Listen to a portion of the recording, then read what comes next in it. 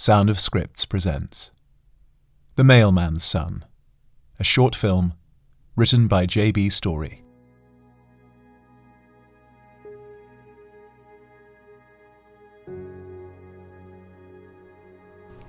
Exterior, cul-de-sac. Morning. Monday. A mail truck trundles along a picturesque, cozy street. The mailman, early 40s, proud, steadfast, pulls up to a blue mailbox outside of a large suburban house. The door of the home's decorated in confetti and streamers. A colorful banner on the front door reads, "Welcome home." At the front of the yard is a set of new planter boxes, each with a fresh budding rose bush, flowers in their infancy. The mailman tenderly gets out of the truck. He wears a baby sling. He moves softly so as not to disturb the sleeping infant cradled against his chest. In his other hand, he holds a bundle of mail. He sees the mailbox red flag has been raised. He opens the box, and an envelope is inside. He removes it, and places over a dozen cards back into the box. As he is about to put the outgoing envelope into the truck, he notices that he is the recipient. Then the front door of the house opens. The mailman glances over to see the mother, early 30s, by the entrance. She too totes a baby sling. She nudges gingerly down the driveway toward the mailman. Quiet.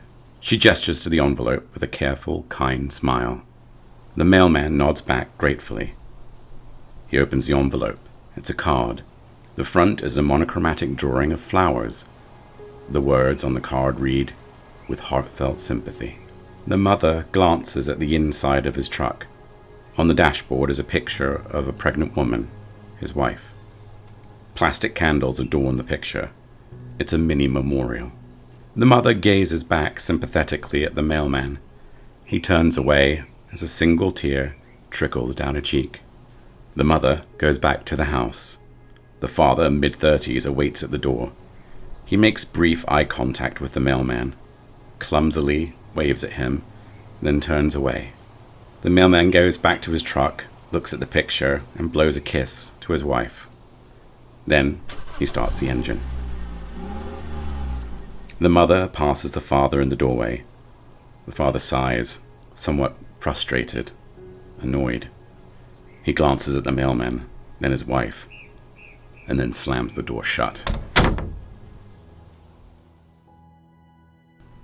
Exterior, cul-de-sac, early morning, Tuesday. The mail truck pulls up to the blue mailbox house. The planter boxes by the mailbox is a cacophony of colorful roses in various states of bloom. The house's front door is decorated with balloons. Stenciled on the door is, "Happy Birthday, Angel." Outside on the lawn is a makeshift cupcake stand. The daughter, now 10 years old, is wearing an angel costume. She's all alone. Next to the cupcakes is a collection cup with a small sign that reads, $1 for a birthday cupcake. Accompanying the mailman is now his 10-year-old son. The son wears a ragged, pre-owned soccer shirt and shorts. Plus, he sports an equally beat-up set of old cleats. That said, he proudly holds a new soccer ball, beaming ear to ear. And when he sees the daughter, his face lights up even more, as too does the daughter. The son shows off his soccer ball. The daughter reaches under the table and pulls out a new violin case, smiles proudly.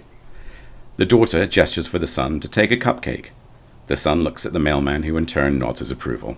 The son takes a bite of the cupcake, smiles. He then notices the daughter scowling at his feet, specifically at his tattered sneakers. The son looks away, embarrassed. Then the father appears at the house doorway. He brushes past the mother, barely acknowledges her. The daughter sees her dad. She quickly opens her violin case and takes out the violin. But then her father is distracted by a phone call. He heads to the car and ignores his daughter.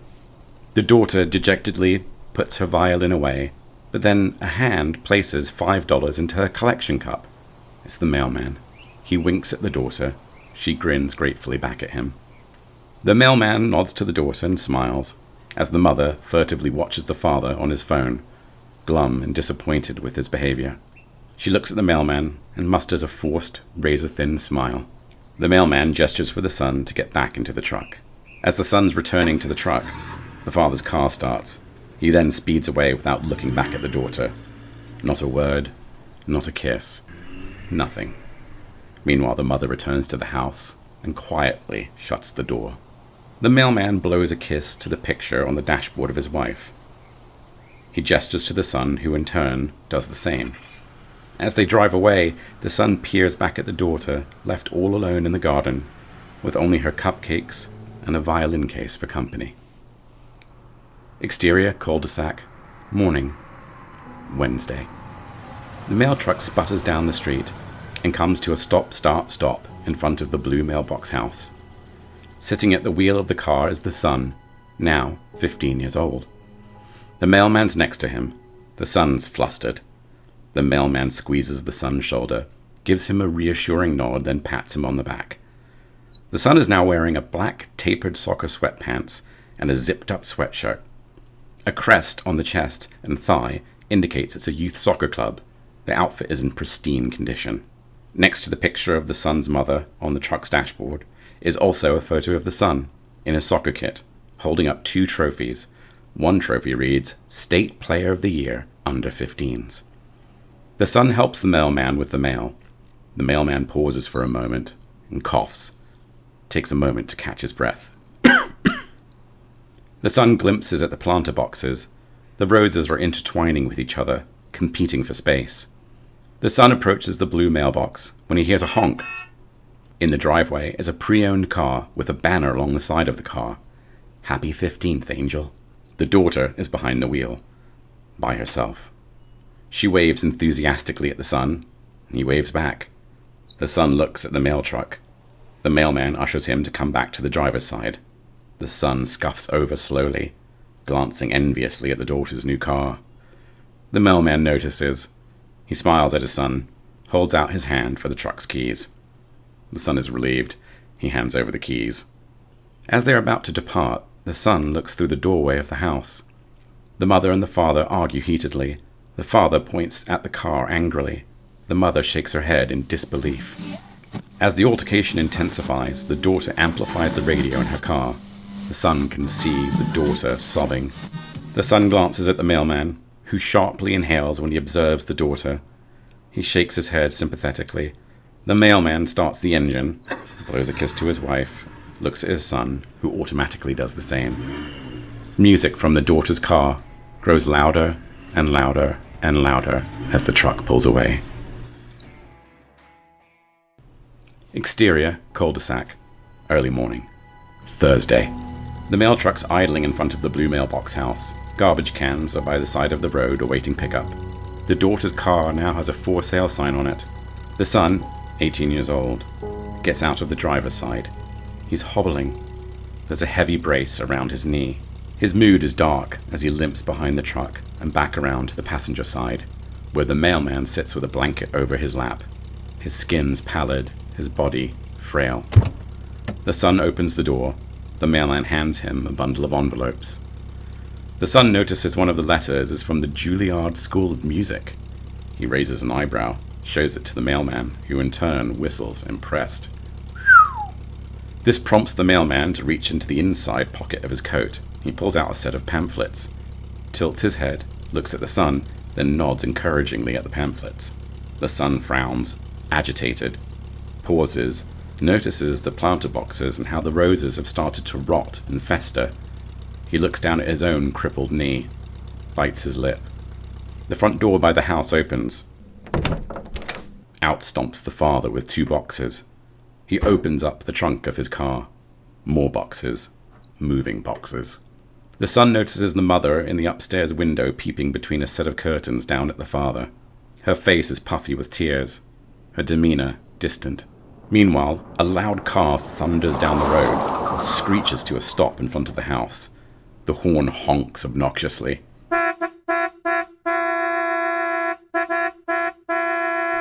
The daughter, now 18 years old, stumbles out of the house. She's scantily clad, eyes like a raccoon, strung out. The driver of the car is her boyfriend, 20 years old, your prototypical bad boy. The daughter trudges past the son. They make eye contact. And for a split second, he sees shame and sadness in her eyes. The son passes the daughter the Juilliard letter. As she reaches for it, the sleeve of her shirt runs up her arm a few inches and reveals trace marks on the inside of her elbow. She tentatively takes the letter. The son half smiles in anticipation and encouragement. This prompts the daughter to open the letter. However, just as she's about to, she hears the trunk of her father's car slam shut. And suddenly, just like that, the hopeful moment is gone. She goes to one of the garbage cans and throws the letter away. The son sees that the daughter's old violin case has also been stuffed haphazardly into the garbage. The daughter gets into her boyfriend's car, and they speed away. The father glances at the mother, takes a key off his keyring, and drops it emotionlessly onto the driveway. He then gets into his car. The upstairs curtains close. The mother's gone. Gone. Gone. The mailman coughs and splutters. The son retreats to the truck. The mailman blows a kiss at the picture of his wife. He looks at the son to do the same, but the son's distracted, scowling at his knee brace, practically cursing it. Exterior cul-de-sac, morning. Friday. The mail truck glides to a stop beside the blue mailbox house. The son, now 20 years old, gets out of the driver's side. He wears the mailman's old post office jacket. He's alone. The house is also eerily quiet. The son places mail into the mailbox. He briefly glances down at the planter boxes. Everything is dead. Only decrepit dirt and wretched weeds remain. The son dips a hand into his pocket, fumbles around with something between his fingers. He squints hesitantly at the house, unsure of how to proceed. Before he can decide, the front door unlatches. At the doorway is the mother. She stands tall, present. The daughter, also 20, emerges behind the mother. She has a blanket wrapped around her, yet she shivers. Her face is pale, forehead sticky with flop sweat.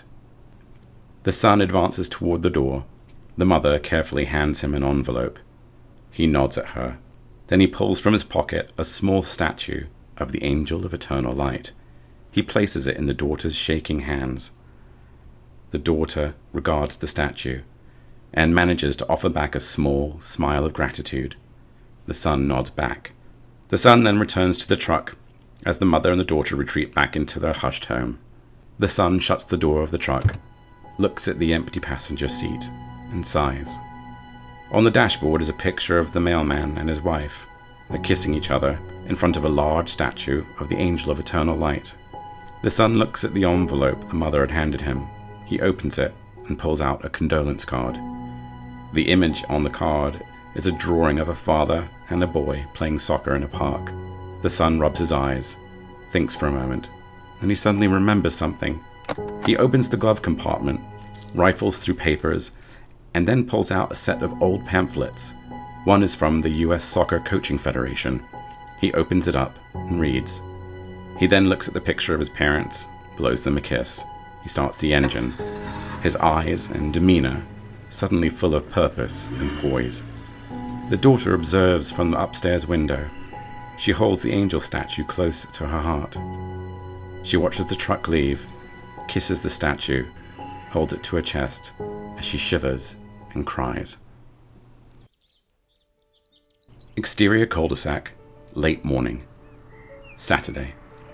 The mail truck lazily rolls to a stop next to the blue mailbox house. Out steps the son, now 22 years old.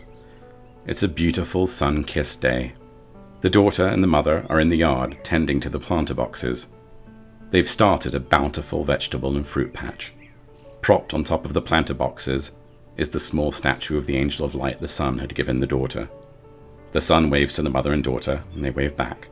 The daughter is in much better health. The daughter stands, wipes her hands down. She picks up a small basket full of vegetables and fruit. She offers it to the son. The son takes the basket and smiles thankfully.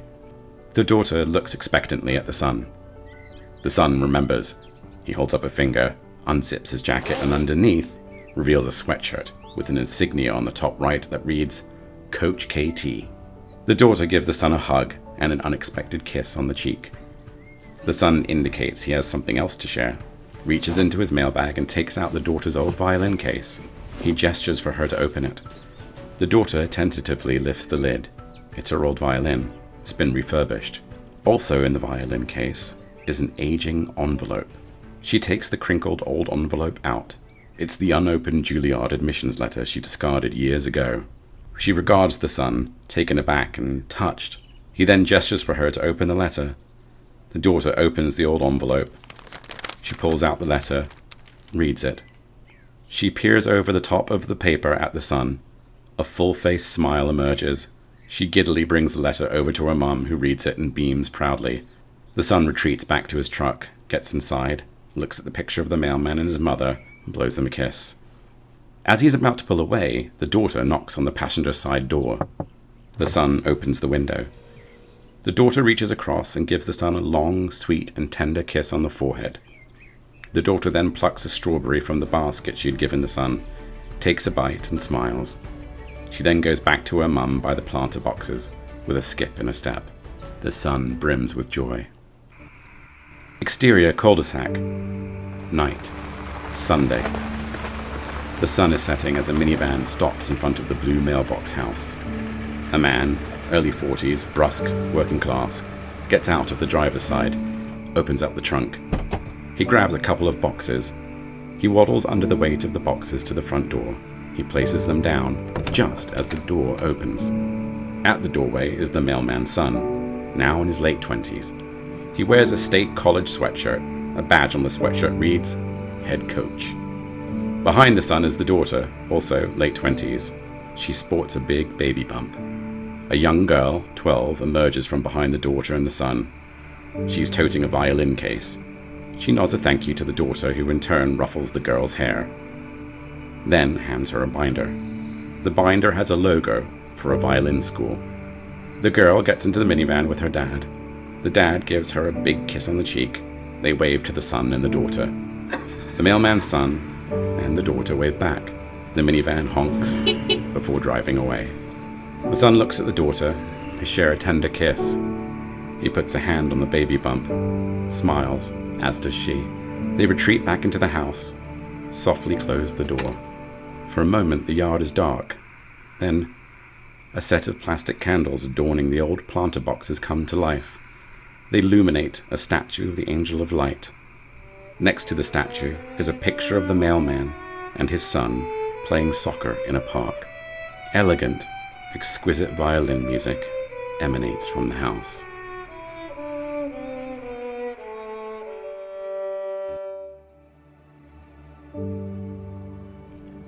You have been listening to The Mailman's Son, a short film written by J.B. Story and presented by Sound of Scripts. To learn more about Sound of Scripts, please visit soundofscripts.com. We hope you enjoyed the show. Thank you.